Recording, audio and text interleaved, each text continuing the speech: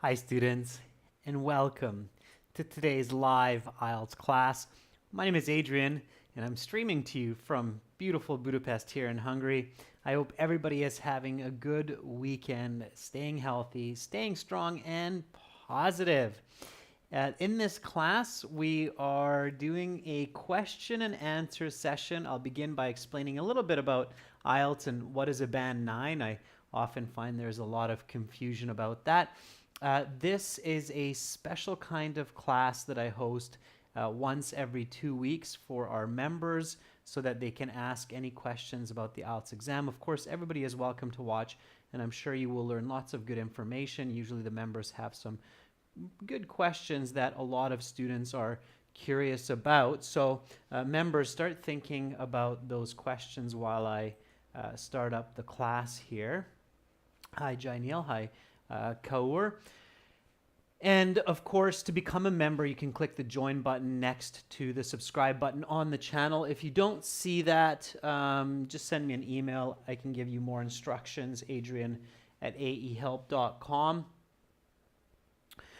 The lesson, the materials, they're presented to you by our professional websites for the IELTS, aehelp.com for academic IELTS, and gieltshelp.com for general IELTS. On both of our websites, we have lots and lots of information for you, as well as lots of answers to questions that you might have about the exam. I'll quickly show you what those look like. This is the academic website here with the blue background at aehelp.com. You can click that big red button to join the premium package and begin learning for success. This is the general IELTS here with the green background. Again, you can click that big red button and then get access to all of our premium materials and improve quickly for the IELTS exam. Of course, we have apps that support our websites, Academic IELTS Help, links to aehelp.com, and General IELTS Help app, links to gieltshelp.com. Hi, Firdavs. Welcome aboard. Firdavs, this is a Q&A session, so make sure to start thinking about some questions. Of course, you can get our exam books from Amazon. Search for aehelp's Academic IELTS on Amazon, or GE Helps General IELTS. There are 2 exam books for each. There's 6 academic exams and 6 general exams, 3 in each book. And you can get the electronic or the paper version from Amazon. You can order those. Hi, Carolina. Carolina, this is a question and answer session. So think about some questions. So after this question and answer session, I will host a speaking part 3 class for some more speaking practice where everybody will be able to join in on the chat, of course. Hi, Rajveer. So just to start, while the members are thinking about some questions, the title that I added to this lesson is What is a Band 9? Okay. I'm going to just give you that real quickly, just a little bit of information, because I think there's a lot of confusion about this band score system in the IELTS exam, what it is and how it works. First and foremost, everybody needs to understand IELTS is not an English as a second language exam. So it's not an ESL exam, okay? It's not the same kind of exam that you get in an English as a second language class, okay? So when you sit the IELTS, it's not designed with the intention or with the thought of, okay, we're making this exam for people who are speaking English as a second language, okay? Importantly, what you have to remember, it is, so instead, it is an English proficiency exam. Okay, so think about it this way, students. English proficiency exams are administered to English-speaking people in countries like the US, UK, Australia, all the way from, I would say, like grade 5 to 5th-year university if somebody is doing a major, okay? So English proficiency exams are used in public and private schools from grades, let's say 6 to 4th year, or even 4th, 5th year university. Okay. The IELTS exam, so this is just kind of a little bit of for you how to think about this. So you can think about this the same way, compare it to proficiency exams in your own language. So if you're speaking Spanish, you have the same. In Spanish-speaking countries, you have Spanish proficiency exams in your Spanish classes, all the way from grade 6 all the way into university. So one way to correctly think about the IELTS,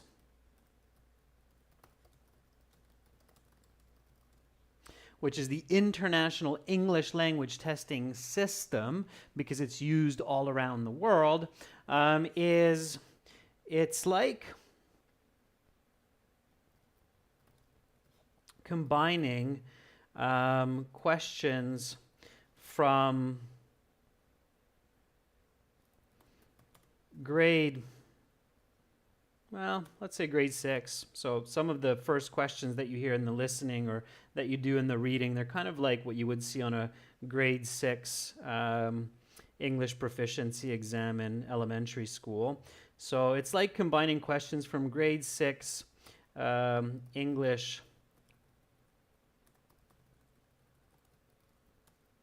class exams all the way to, well, grade 12, maybe some of the questions, the last questions in the reading or the listening, I would say maybe reach even 1st year college level.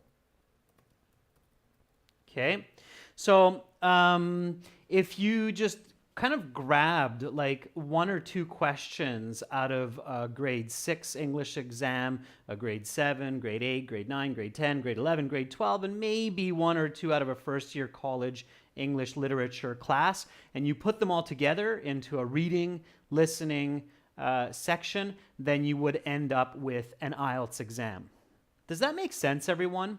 So do you kind of see what I'm trying to get you to think about? So think about your own language exams in your own cultures, whether it's Russian or French or Hindi, Punjabi, and then think about if you took kind of a couple questions, okay? They're not geared towards non-native speakers, they're geared towards native speakers or anybody to test that language. Okay, so that's what a proficiency exam is, okay, versus an ESL exam that's actually quite different. Does that make sense? So is everybody following me here? How I'm trying to get you to think conceptually about this, okay? And the reason I'm telling you this is because there aren't any quick tricks or tips or templates to succeed on this kind of test. And a lot of students think about IELTS like an ESL exam where you can use some templates, some cookie cutter language, some quick learning to get those high band scores. And that's just not going to work, okay? Why? Because academic IELTS is used for people to enter university, okay? So it's like a grade 12 English equivalency exam, all right? It's not an ESL exam. So that's why it's important to understand this, okay? So the reason it is important to understand this is because there aren't really any template phrases or quick tricks to get band 9 on the IELTS, okay? You have to show that level of English proficiency that's required, okay? And so what is a band 9? A band 9 basically means that for the reading and listening section,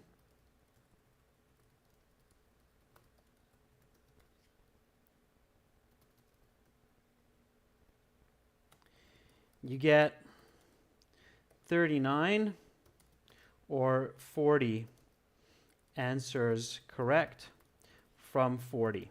Okay, so you can only make one mistake, all right? Because a band 9 is considered an expert user of the English language. So an expert user, according to the IELTS, is somebody who uses English at the first year college level. You can have an accent in your pronunciation. You don't need to have absolutely perfect grammar, okay?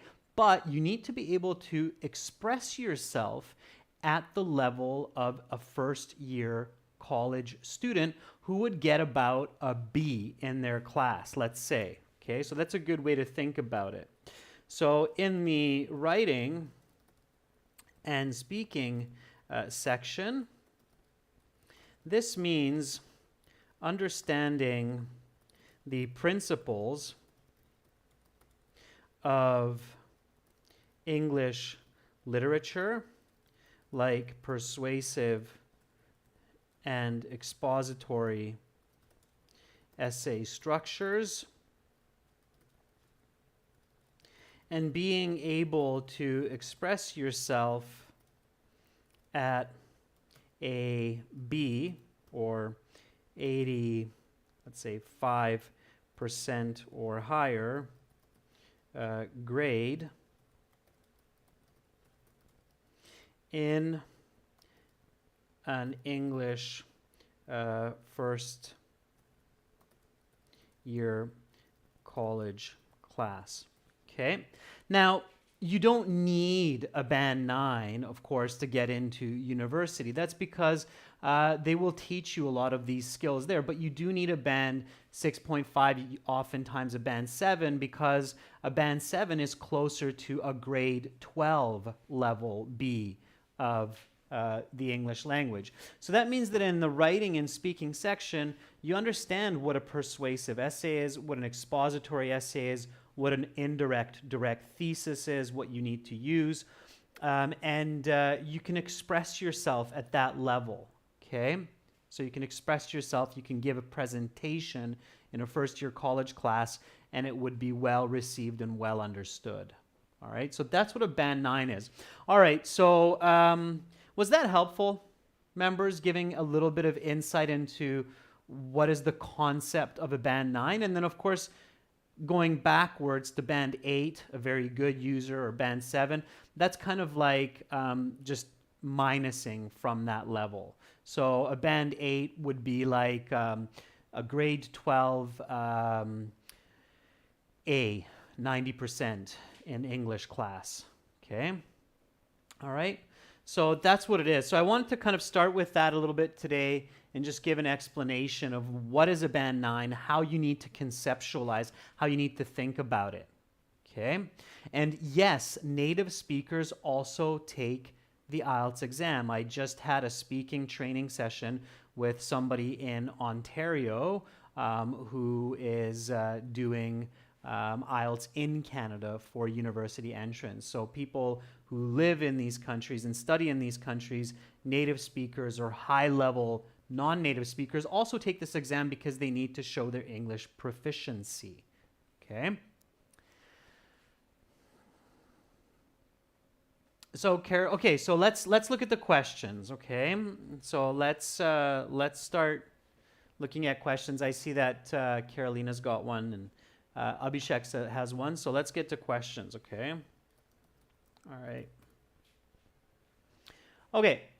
So I think the first question came from maybe Jainil. Jainil says, in India speaking part 2, the examiner is asked 1 to 2 rounding off questions before starting part 3. Give some strategy and tips. Jainil, by rounding off questions, I'm assuming that you mean kind of follow-up questions, right?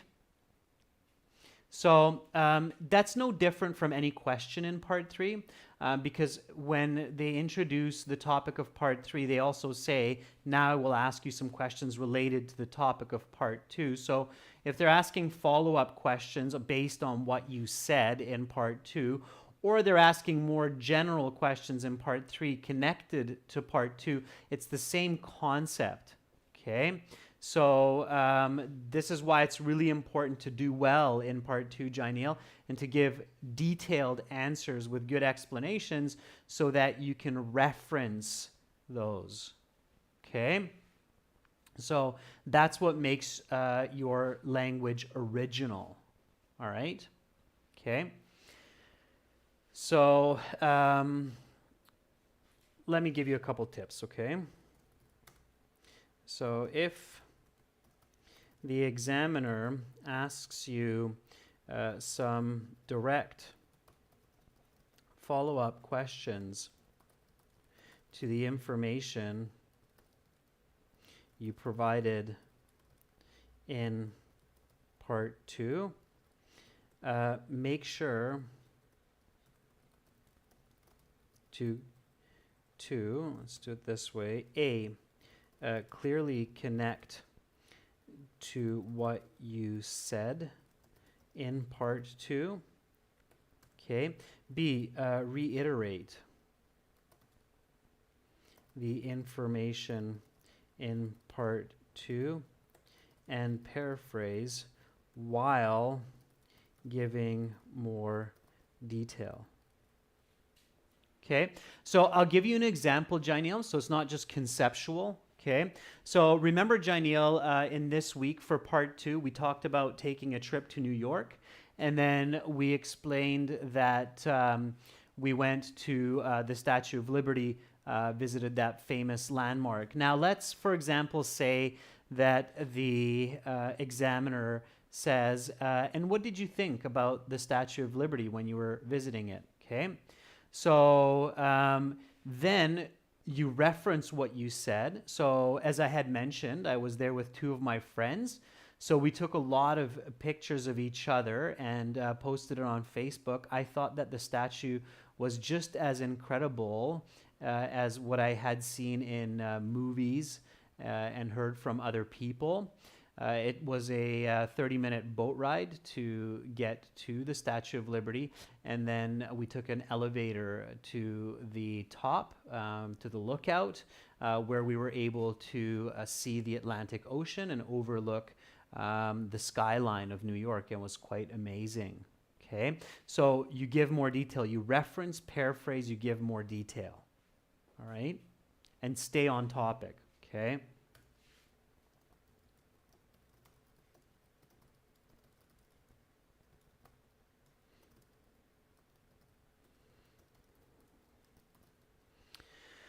All right.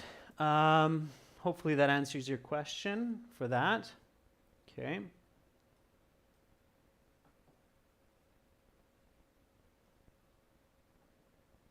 Okay, so Ferdovs is asking, can you explain the difference between a 6 and 7 band score, especially in coherence and cohesion? Yeah, I can definitely do that for you. Okay, so what is the difference between band 6 and 7, especially with coherence and cohesion? Okay, sure. So band 6, and you can find the descriptions online, although it's a little bit difficult to sometimes figure out what that actually means, okay? So for Dovs, obviously you're asking here about the writing and the speaking, because in the reading and listening, it's just a set number of correct answers. So a band 6 is considered, the way that IELTS describes band 6 is what they say is it's a fluent user of English. Okay, versus a band 7, which is considered a good user of English.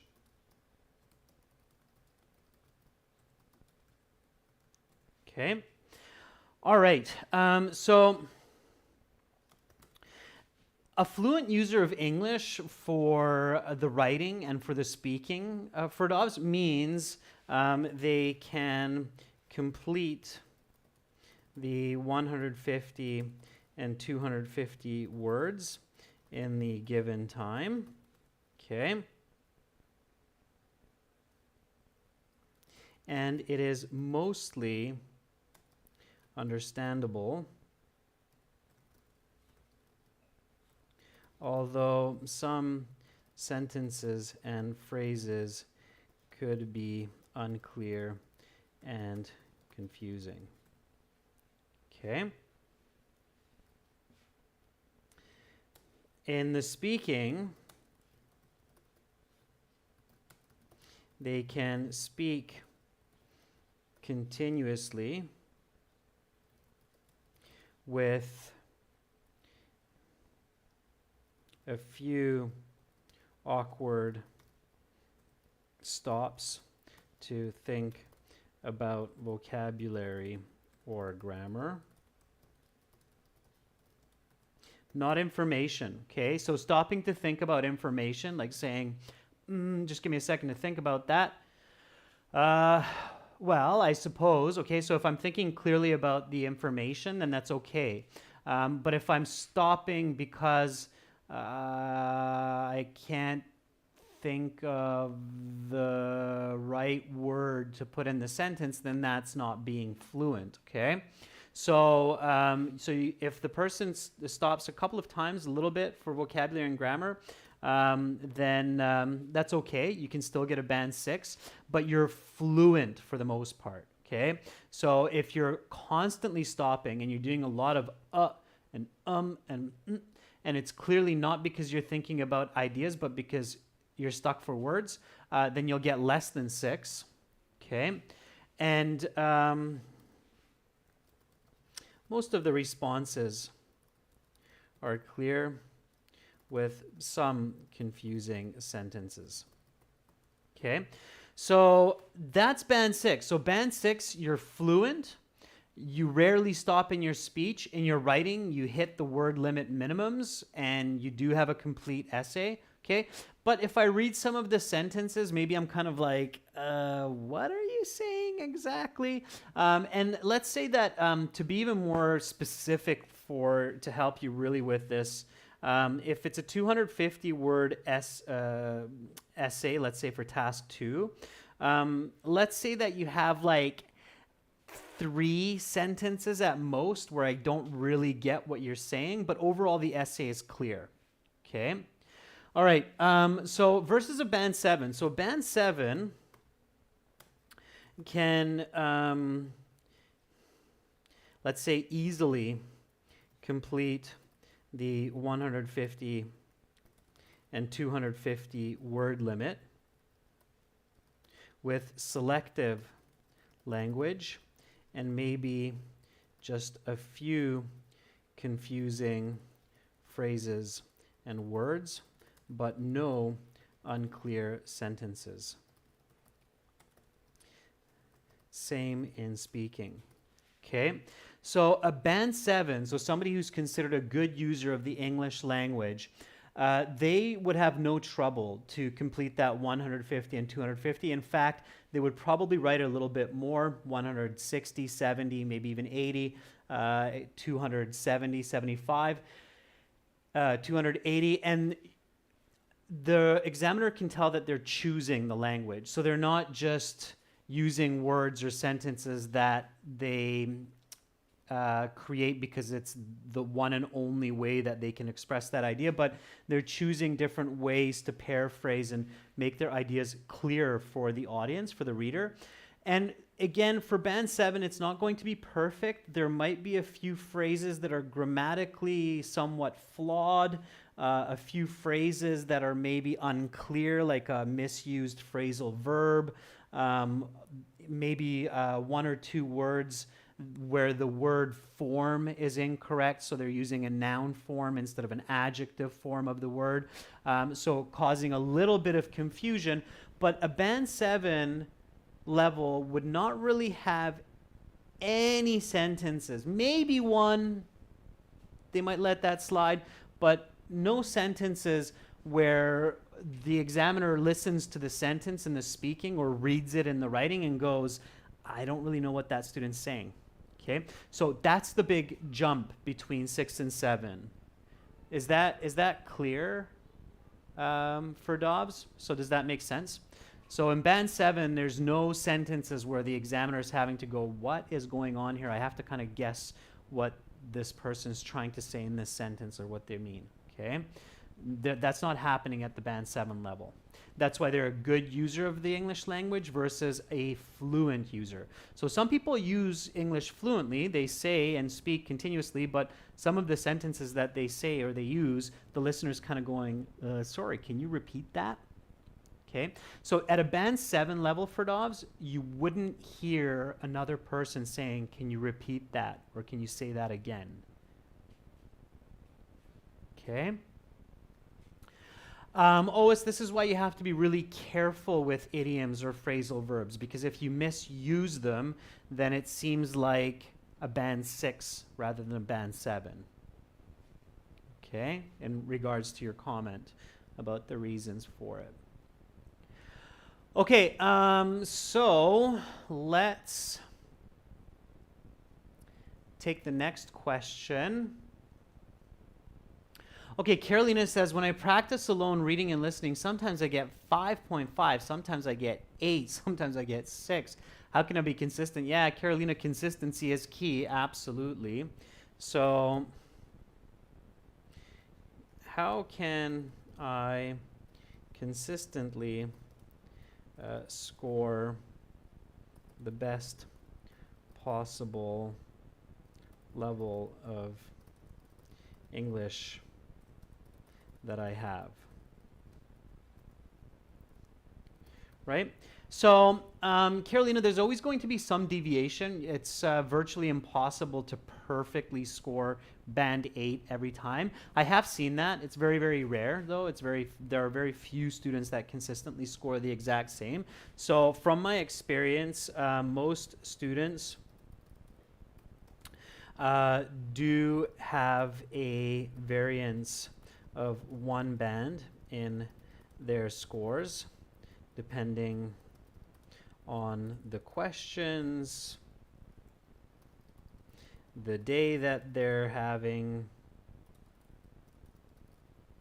the familiarity of the topics. Okay. Now, you shouldn't have a 2.5 band variance, Carolina. So 5.5 to 8, that's way too much variation. Okay, so something's going on there. You have to see what's going on, and I'm going to explain what you can do there, okay?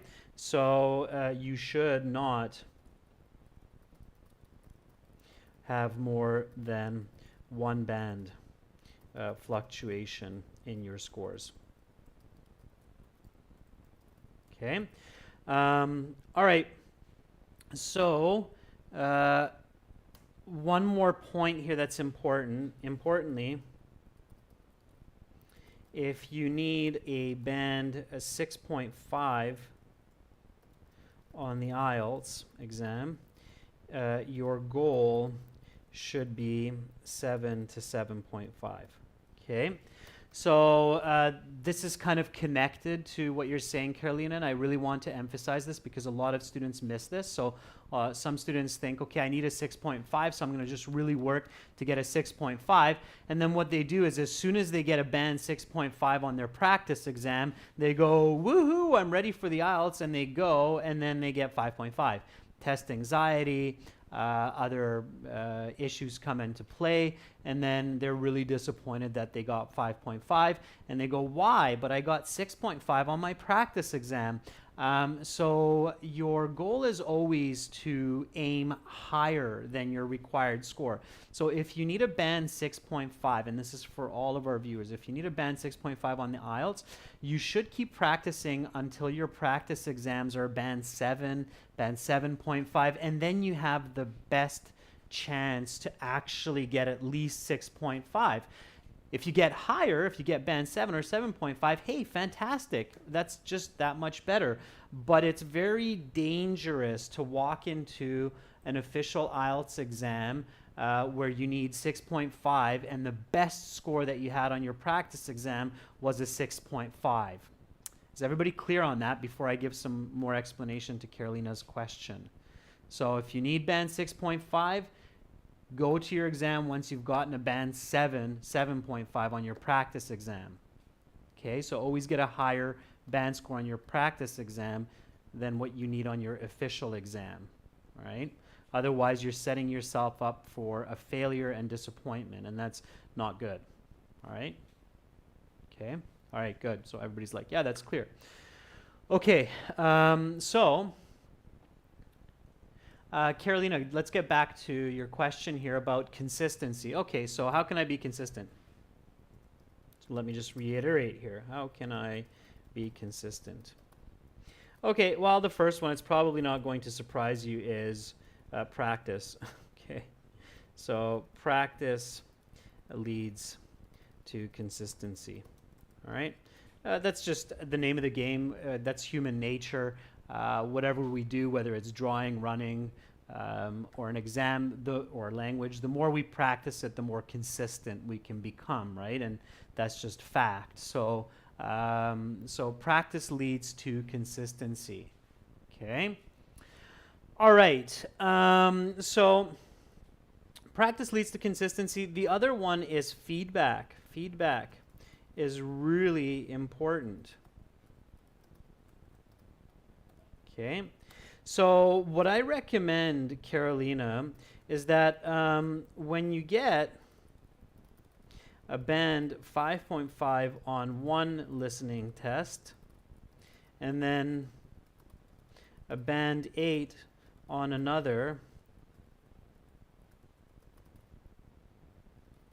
compare the two tests. Discover what happened, what went wrong.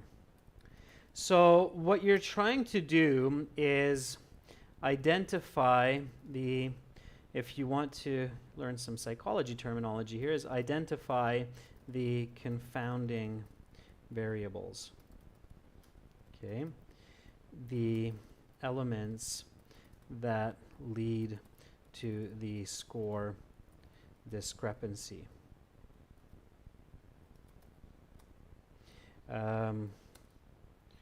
Were the questions different?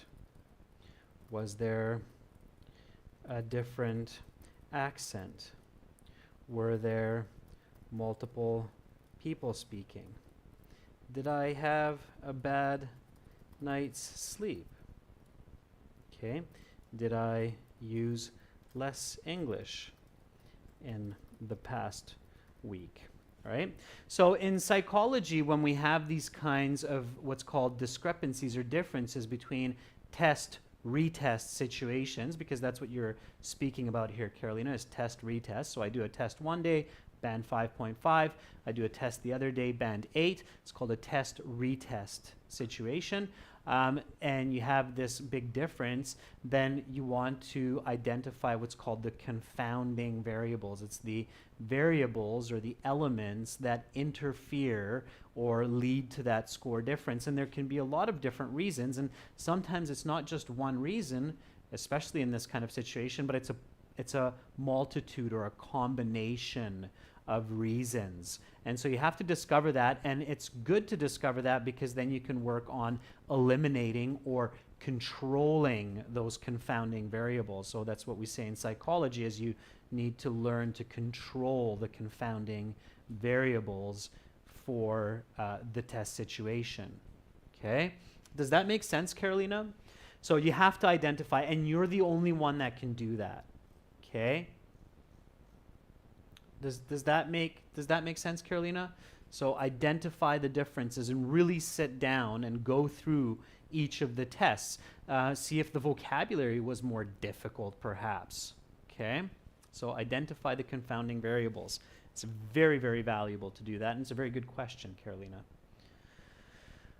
Okay.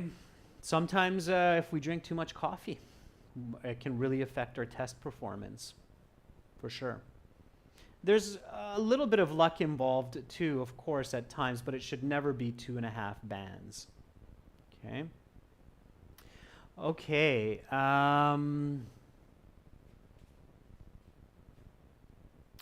So Abhishek says, I tried a couple of cue cards in which I was not able to figure out from which category it falls. For example, describe an unpleasant job that you did. Okay, Abhishek, it always falls into these categories. So it's always going to be a person, place, event, idea, or object, or maybe a little bit of a combination where you have one primary, one secondary. It always is. Okay, I can tell right away what your example is. Can anybody else tell me what Abhishek's example is? So what category it falls into?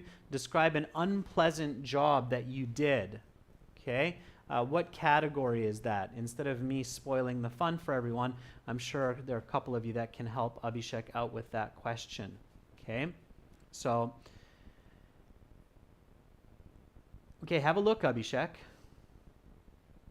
Yeah, so look at what your classmates are saying. They're unanimously saying it's an event. Yeah, it's an activity, right? You did this in the past. It's an event, so it has to be the same as an event, right?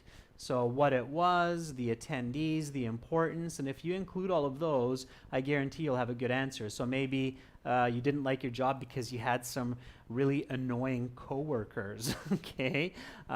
So the attendees of the event, right, of the job.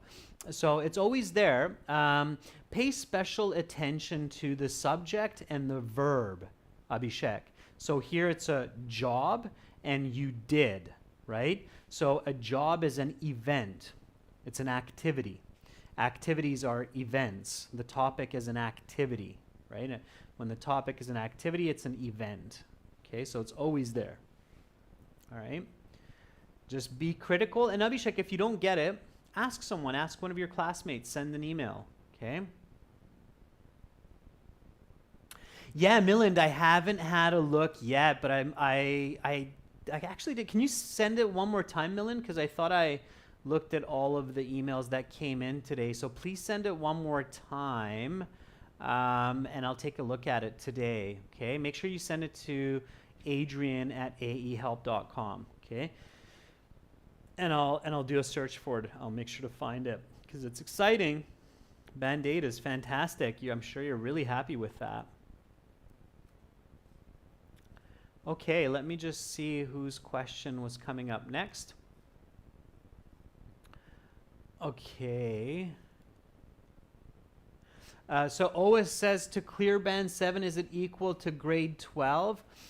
Yeah, so OS, a band 7 is roughly grade 11, grade 12, B minus, B minus, English proficiency. So if you attend high school in Canada or the US or UK and you get about 75% on your grade 11, grade 12 English, then that would be about a band 7 equivalent, 775, okay? So in this sense, IELTS is fairly generous. They could be more strict or stricter in universities, and for some majors they are. So for some majors they say band 7.5 minimum, and a band 7.5 minimum OS is a very clear grade 12B level. So if you're studying linguistics or some other majors, medical, law, then it's a 7.5, okay? And which is still kind of nice because if you're actually a student in Canada and you want to apply to medical school, they would require that you have at least a grade A, 90% in your grade 12 English. So think about it that way. So there is some lenience in the IELTS scores that are expected. Okay. All right. Bekjan says, could you explain how can we use verb in ing and ed form after a noun, usually after the compound sentence? People working with me are engineers. Okay. Is this sentence right? Yeah, so people working with me, it's like saying people who work with me, right? So it replaces that adjective form, Bekjan. So people working with me are engineers. It is a correct sentence. You can use it that way. It's still considered a progressive form of the verb, and it means people who work with me are engineers progressively. So people who are working with me are engineers, but you can drop that be because it's present later as engineers. Okay. I think Bekjan, so that question, for me to derail and start giving lots of examples there, it would be a little bit going off, especially at this point in the class. So let me kind of come back to you with that. I would definitely recommend just doing some research online of how the ing progressive form of words are used in the language. Sometimes the ing will actually turn the word into a noun as well for certain words. So it's quite a big topic to digress into right now. I would say look up, so Google using the suffix ing in the English language, and I think you're going to get a lot of great explanations instead of me trying to go off on that. So I have to kind of give you a more vague response for this one. So Google how to use the suffix ing in English. Okay, and of course it's going to walk you through the progressive form, but it will also then lead you into some other interesting, like use of gerunds, infinitives, and so on. Okay, yeah, it's definitely a part of grammar, Bekjan. Definitely a part of grammar. Okay. All right. Rajveer says, I also heard that while taking cue card back, the examiners tend to ask some follow-up questions before starting part 3. Yeah, Rajveer, it's definitely possible that they'll ask a couple of questions based on your answer to get some genuine language. So the reason they're doing that, Rajveer, is because they're trying to make sure that students aren't just using memorized phrases, but they're really expressing original thought. Okay?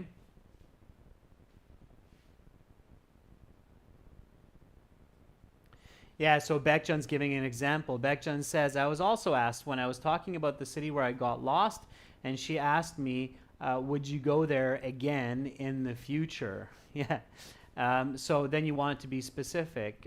Certainly, I would revisit there again in coming years, as I really enjoyed my stay, and I'm sure that now I'm more familiar with the city, I likely wouldn't get lost, and I would be able to explore even more places, right?